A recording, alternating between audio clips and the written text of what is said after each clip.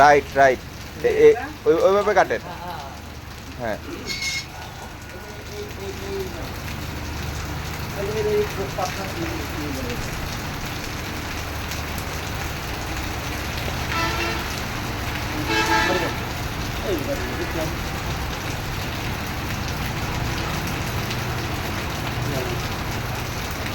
আরেকটু এসে রে। হ্যাঁ রাখো।